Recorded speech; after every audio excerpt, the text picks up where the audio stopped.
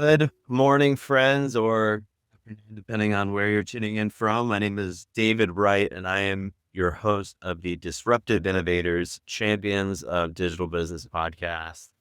And today I am lucky enough to be joined by Richard Corbridge. Richard, pleasure to have you on. Thank you for having me, David.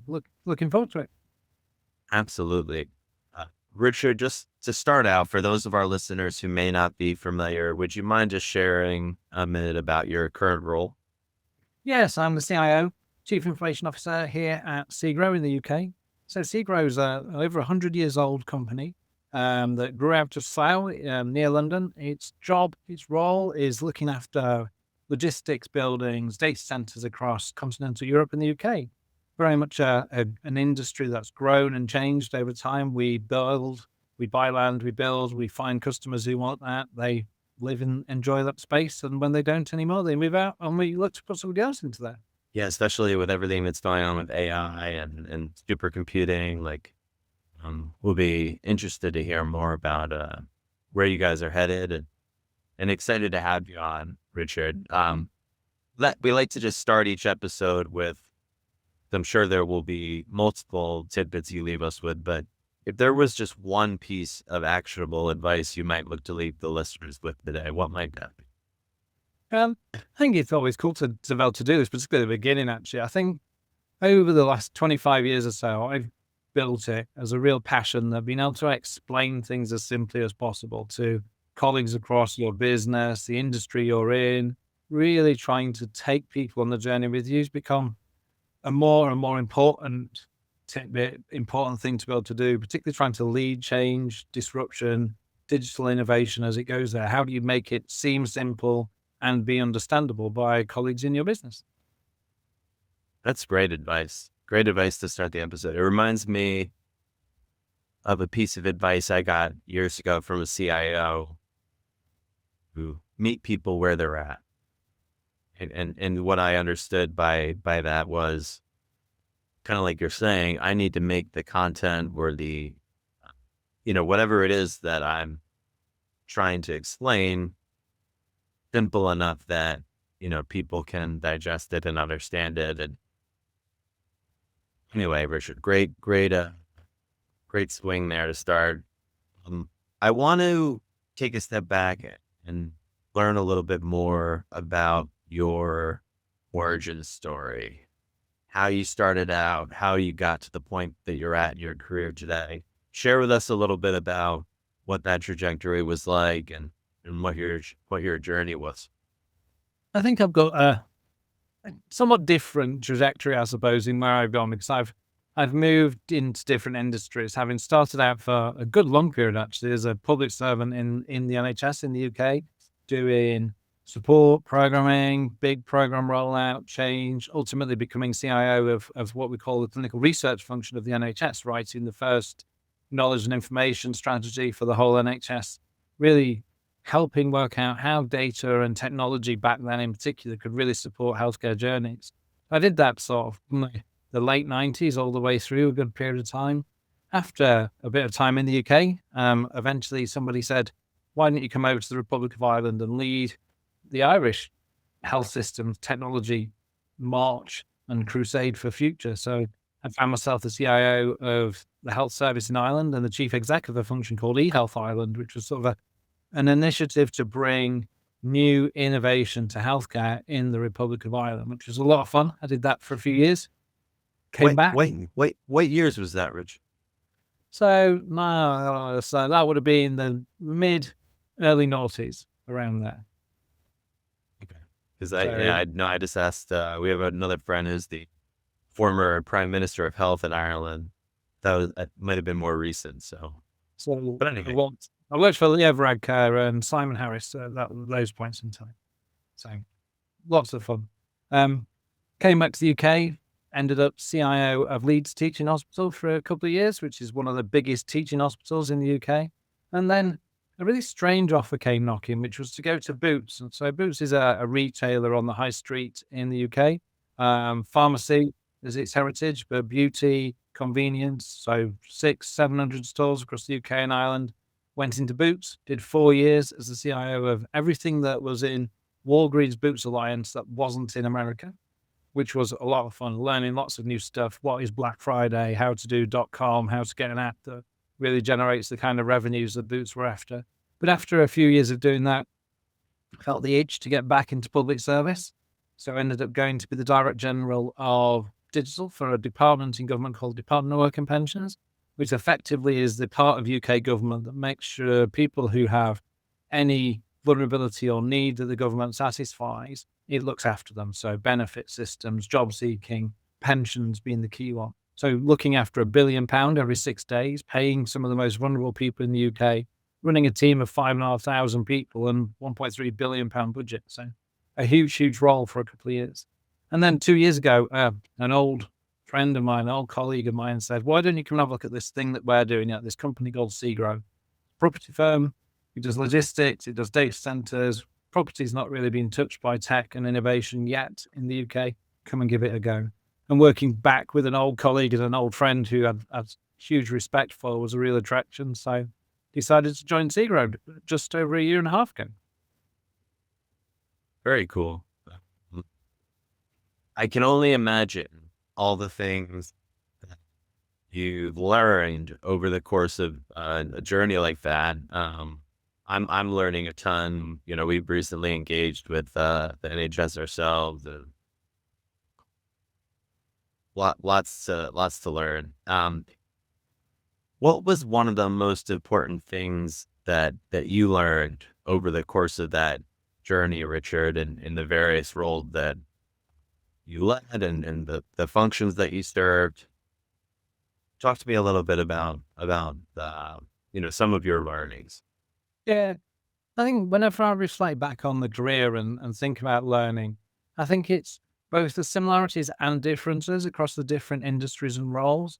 So the role of a CIO, it can feel quite scary going from industry to industry, but the actual transferable skills that you have when you've been leading technology, leading transformation is ultimately very, very transferable. You're a people person. You're there to try and drive change. You're trying to build engagement.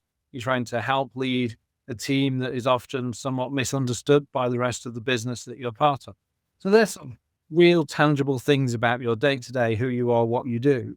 And then you get to the differences, the language change. So as soon as you move from healthcare to research, to academia, to retail, to government, to property, it's like starting again. It's the difference between French and Italian, and really in many ways, from my point of view, and learning those nuances of the cultural differences and the language difference means that excitement of challenge, of finding new things in you to engage are there straight away. So I think I've always prided myself on being able to try to get the message simple. And in property, I'm not, a year and a half in property, I'm still trying to work out how to get the message simple enough for an industry rather than an organization that largely has kind of lived on relationships, on people, on the black book and knowing who to talk to. Whereas actually many other industries have moved on. This concept of a CRM in many, many property firms is still somewhat alien. It's about who knows who, as opposed to what's in the database that tells me who knows who, which I think is really interesting from a new technology adoption point of view. Yes, but not even necessarily unique to the property manager. I think it's like just certain industries adopt certain aspects of tech later than others, and maybe it's that in healthcare too. A lot of health systems didn't know what a CRM really was because the EHR was the single source of truth, and it wasn't serving necessarily the function that we needed to serve, especially if we wanted to parlay data that classically would live outside of the EHR. And so, no, but that's cool though. What about, Richard, a time that you either had project fail or had a personal kind of moment that was difficult, but ultimately you took away some sort of lesson or had some sort of perspective shift? Is there a time that sticks out in your mind that you might be able to share with us? Well, I'd play that one most recently really at Boots, looking after retail there. So Black Friday, those 3 or 4 days around that period of time in a retailer like Boots, it means a lot. It means a lot to profit. It means a lot to customers. It means a lot to colleagues. And you put every ounce of your being into the 3-4 months running up to that period of time to make sure that things don't go wrong. You've had your change freezers, your service management's in place, you've got what you need. But you're reliant on partners, and you've created those relationships to be reliant on partners. But as a CIO, once you've got that level of outsourcing of some functionalities and capabilities, it's quite challenging to always know where they are. And there I was on my first ever Black Friday, circa 6 months into role, and we lost payment on .com. So that meant that anybody logging into .com trying to pay just after lunchtime on Black Friday was just hitting a black wall. And being able to manage the team, come up with some different ways, pulling PayPal up to the top of the payment stack so people could still pay even though the credit card capability was down at the time. But also trying to manage colleagues in Chicago who were going bananas because Boots wasn't trading, colleagues in Nottingham where Boots was based who were getting very nervous because it was less than an hour but a few more than 5 minutes in and we still weren't trading. Trying to manage the service management team, we were under a lot of stress to answer questions from Chicago, from leadership in Nottingham, from colleagues on the shop floor, and balancing the need for information all the way through the leadership stack, balancing that with, I need these guys to be free to talk to the people that are running the systems for us that are down at the moment to try and help them understand what on earth's going on. Now, it felt, as we started to understand that actually it wasn't just Boots that had got the problem, there was quite a large bunch of retailers across the UK that were down. At least at that point, you felt a bit like, at least it's not our entire system that's broken, and we can start to do some other things. We can flip-flop into different payment results. We can start to promote PayPal, Apple Pay, etc., to make sure that customers are still able to get what they wanted from .com. But crikey, it was a hairy 90 minutes, I think is fair to say. I can only imagine. I mean, and we're friends with a number of retailers, so we get it. I mean, these types of moments, like the effect that you can have if something like that happens, and the pressure that comes with it, I can imagine. So I appreciate you sharing that with us. You prepare and war room everything, don't you? But there's always something that can catches your left field that you need to do something different for. Exactly. So Richard, I want to talk a little bit more about your current role. Before we do, I always do like to ask favorite book or literary piece, either that you're reading now or read recently, or an all-time favorite, your choice. Definitely Bonfire of the Vanities, which is a thing back from studying, really doing. I did a sort of a detailed study of the Great American Dream between Great Gatsby and Bonfire of the Vanities, and even now I still go back to that book. And then one that sort of slots into there as well, Nobody's Fool by Richard Russo. So an amazing film with Robert Redford in it, but a thrilling book to read as well. But again, quite American Dream focused, sort of how do people create relationships and live in them and grow. Love that. Fast forward to today, and at SEGRO for a year and a half now, you mentioned, or Yeah. give or take. Talk to us a little bit about your vision for IT and digital and so on, based on the overarching mission of the organization. Yeah, so SEGRO's, from a company point of view, it's 20 billion pounds worth of assets across 9 different estates. That means that we have a quite diverse customer range, and we want to support them. I think the vision for technology in 26 and onwards is, how can it be in the hands of all of our colleagues, of which there are 450, so large number of pounds and pence assets, but actually from our colleagues who work here, a relatively small workforce. So how do you get the right tech in front of everybody so they can use it to improve the relationship with the customer, to offer the customer the most possible opportunities, but also to make us the most efficient? And you sort of look at new tech in 2026 and you understand, whether it's the marketing blurb, the sales pitch, or the truism, that's kind of where everything's going, isn't it? How do we make your organization most efficient, customer focused, customer centric? And how do we do that in a way that allows you to really stay in control.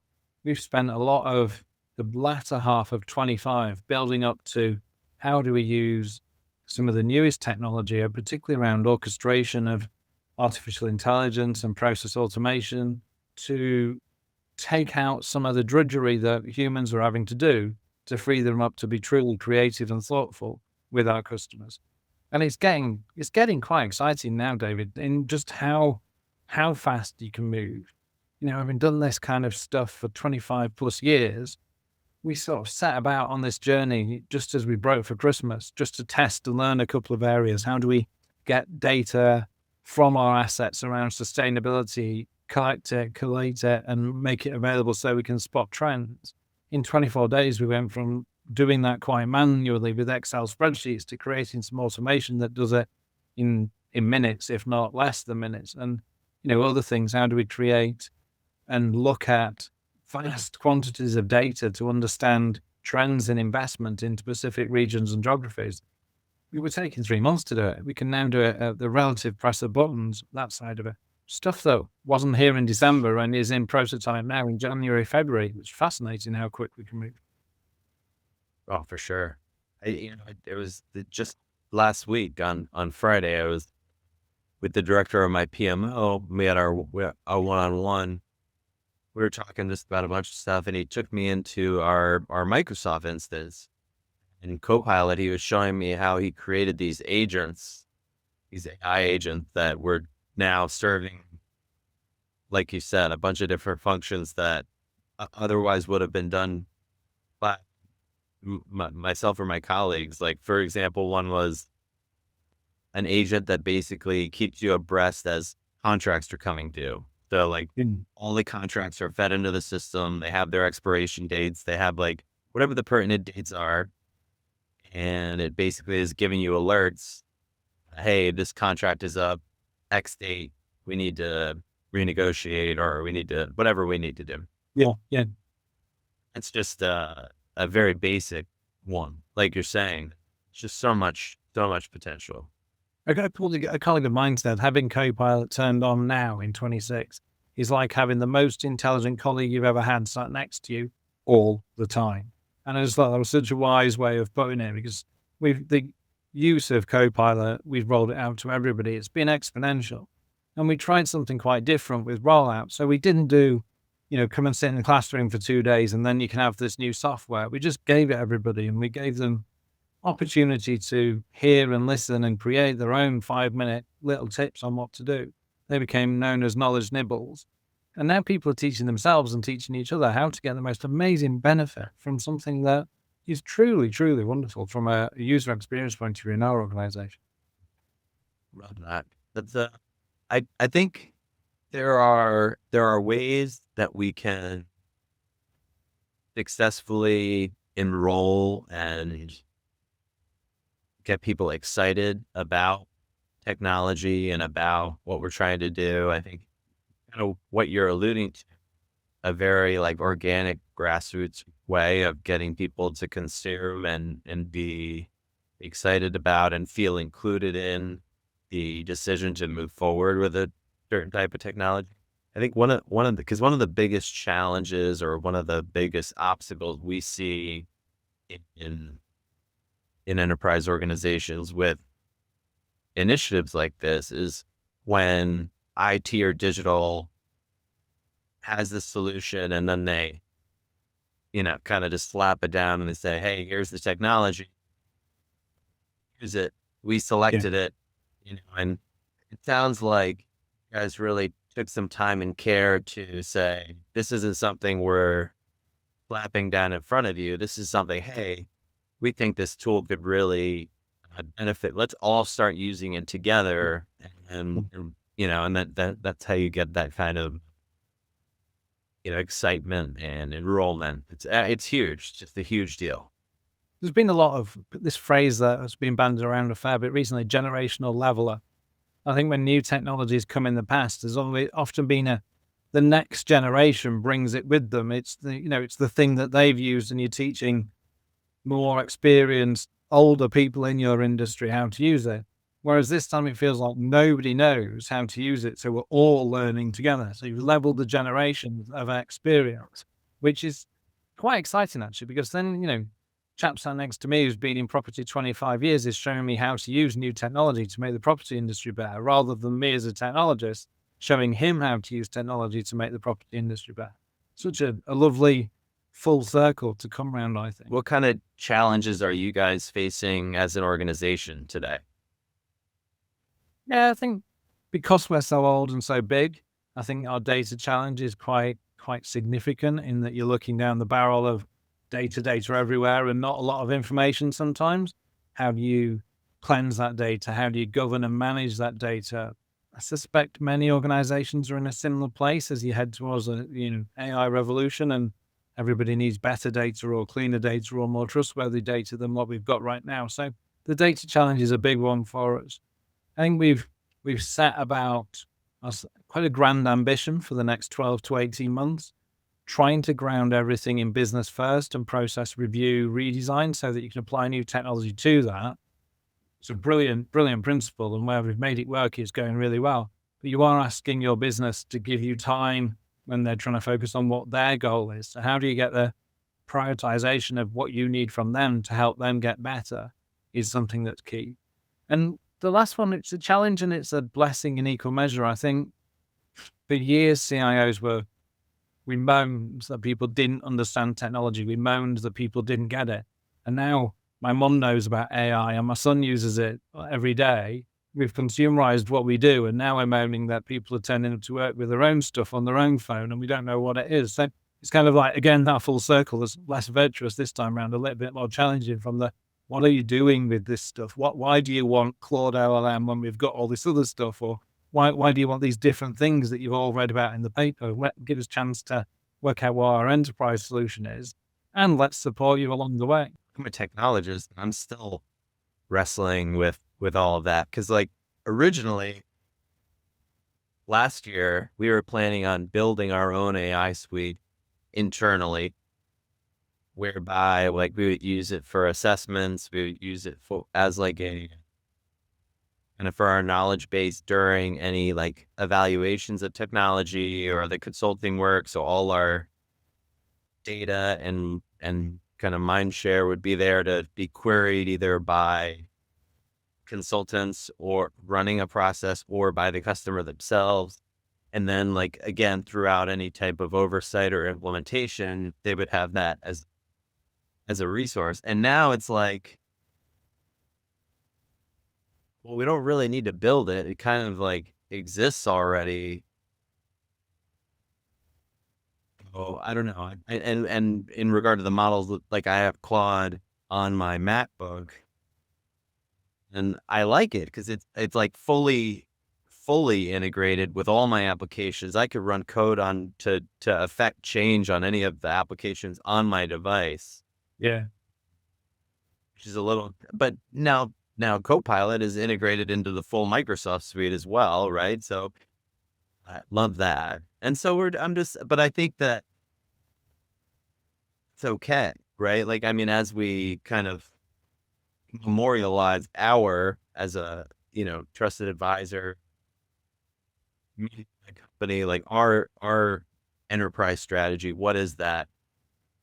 The more knowledge we have and the more educated we are in what these tools can do and how they will help us better support our customers, Yeah. the better off we are. I think it's something in that we've started to look quite strongly in Q4 of last calendar year, was it's not just about which LLM, which tool, but actually it's how are we going to orchestrate all this stuff? So we've given everybody Copilot. There's AI embedded in some of the enterprise grade solutions we have already in place. We want to try and do that. It's becoming more and more about that workbench for different types of colleagues and how they orchestrate all these different digital colleagues that we're now giving them in reality. And I think that getting your head around that as a person who isn't in tech, who's in property or in HR or in finance, that's actually quite a challenge, because what you're saying is, I'm going to give you a load of colleagues that you need to feed and water. and you need to now keep your eye on what they're up to, and you're responsible for their outputs. Everybody's now a manager of a digital colleague, or 10 or 15 or 20. Yeah, it's wild, really wild. Do you have this, this culture that you're creating, Richard, these new tools that people have access to? What do you see in the future? Your industry. What do you think will be some of the biggest changes as time passes? Talk to me a little bit. Like, I know you don't have a crystal ball, but talk to me a little bit about what you think we're going to see here in the next 1, 3, 5 years, maybe. Yeah, I think in this year, I want to get to a place where we've simplified some of the systems we've deployed at my end of the scale. So I can now support systems more simply because we've moved the complexity to be done by the AI capability, the orchestration. So rather than making some of our backbone systems super complicated, so it does everything SEGRO needs, we've simplified that. We've made that vanilla, and we've taken the complexity over here to be done by the orchestration layer so that it can be individualized to each colleague, so they're getting their view of the world. I'd love us to be able to say that our data is in 100% better place than it is now, as far as using it for real insight rather than just volumes of data. I think I want to be able to turn around to an asset manager in Dusseldorf and say to them, can you spend more time doing the human side, the heart and brain side of your job, rather than the monotony of the Excel spreadsheet cut and paste? And then turn around and say, yeah, I'm enjoying the fact that I can be creative and intelligent at work rather than just be 10 fingers on a keyboard at work. That'd be brilliant in 1 year. I think in 3 years, we want to be a bigger organization. We want to have a larger amount of assets. We don't want to be a bigger employer of people. Being able to actually get to a place where we can grow, and we grow because we're using technology to do the monotony of the job and not just having to add more people to the workforce. I think that would be amazing. But also we're seeing other peer organizations recruiting more digital and data and technology people and actually less of the purist asset managers because they can get more done, centralized and done in a different way. I think that whole idea there's going to be less jobs and AI is going to take my job, I don't really buy into that. I think there's going to be different jobs and people will be able to use it in different ways. But I think that will have an impact on what property firms do across the whole of the world, not just UK and continental Europe. I agree. And I think it's kind of like you were alluding to, right? I'm leveraging AI. If I'm a smart, capable employee of a company, and I can now operate at the top of my license, so to speak, such that I'm engaging with our customers and I'm there for the human interaction, or I can think more strategically or creatively. That is going to be a tremendous asset to the organizations that employee is serving in driving revenue. And, with this added incremental efficiency that we've achieved, to your point, we can do more with less on the go forward. So we can scale from where we are and not add headcount, but not get rid of the great people that we have that have the institutional knowledge and have the experience, that are now even more satisfied and excited about what they can do because of these tools that we've given them access to. I agree. I mean, I think it's exciting, and I think certainly we may not need as many people to do tasks that otherwise would have been done by humans in the past. Yeah. But that doesn't mean that we shouldn't use that added capacity to do more. So, and as such, keep those individuals. I think it's this sort of, it's quite a turbulent question that's getting asked at the moment, which is we're using technology to free up people's time across our industry, which means our technology bill's going up.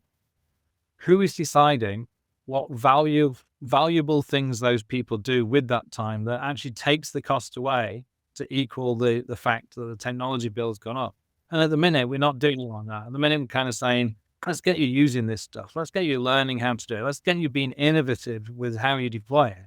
at some point we need to come around and work out what is the value we're getting out of doing it, because that's how we pay the bills. But at the minute, the creativity is with our colleagues who are going, look at this cool stuff I've just done over here.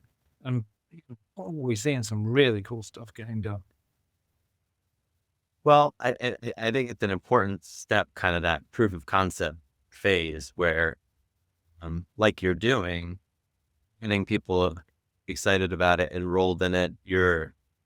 I imagine, developing also like your governance policy for it, right? Yeah. Because I just recorded an episode with Ingo Pass.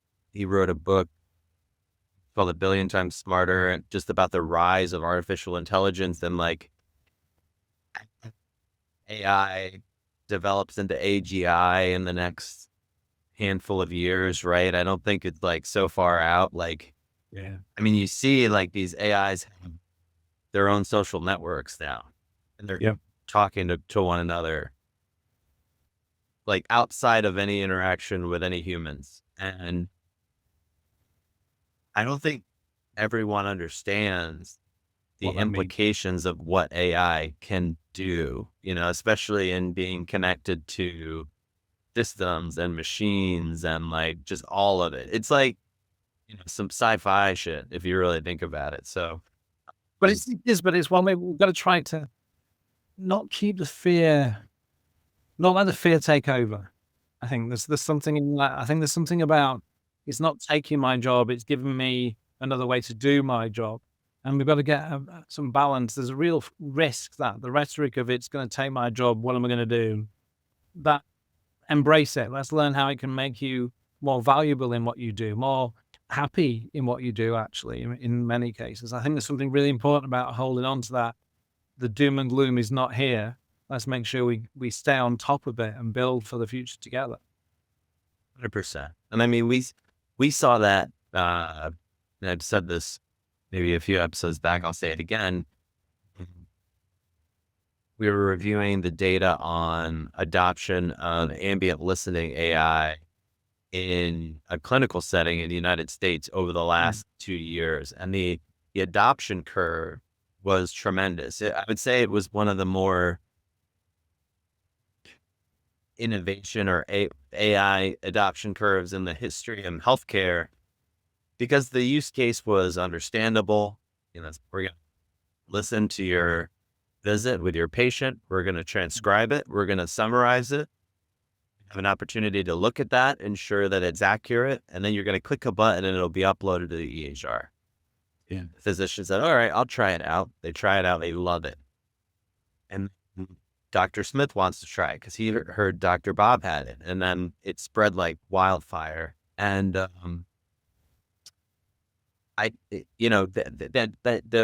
reason I bring that up, it's like, it's not like the physicians are going to go away. It's like, no, like we still need the doctors. Like, what it's going to do though is they're not, when I'm meeting with them, they're not going to be looking at their keyboard, when I'm telling them about like my like illness that I'm really concerned about. They can be there with me during that interaction, and that's significant. And I think you could take that use case or that lesson that we learned in that clinical setting and really apply it to any. Now, if you're an employee that doesn't want to upskill, that doesn't want to think strategically, that doesn't want to strive to get better, then I might be concerned if I were you, right? Like if you're like kind of like gating and like you're not really trying to like level yourself up, then I might be concerned. But I think for anyone that is trying to lean in to what they're doing, I think this is just going to be a tool to just do more, to be that much more effective. And I love what your colleague said about having like the smartest colleague they've ever had, like right next to them. It's like so true. Yeah. I think there's something about being able to deploy solutions to help people do their job, but it is an industrial revolution. It's been talked about so much in the media, and it can become almost overused, can't it, as a phrase?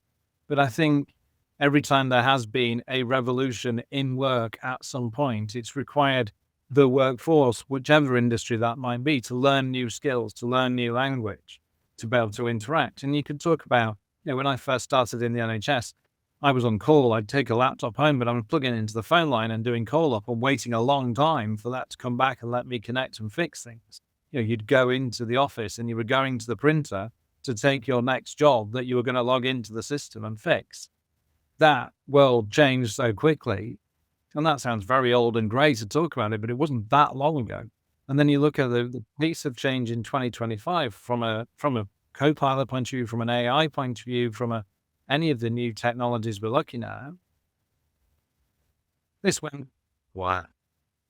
from it's in the media a bit, and my boss has bought a book about AI, to it's everywhere.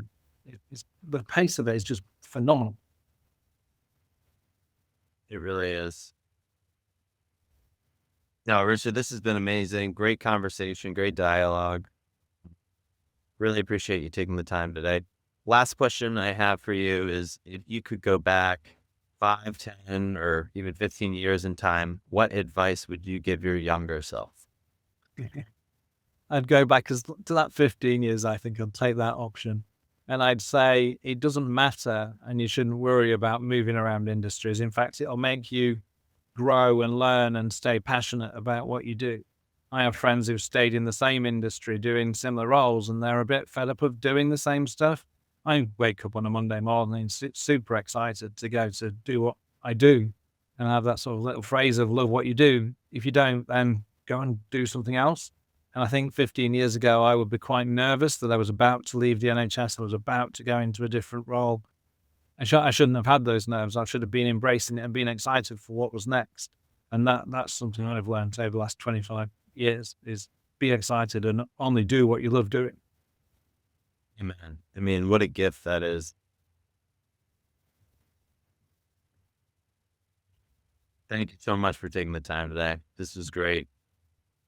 Really appreciate it. And to our listeners, thank you all for tuning in. We will catch you all next week.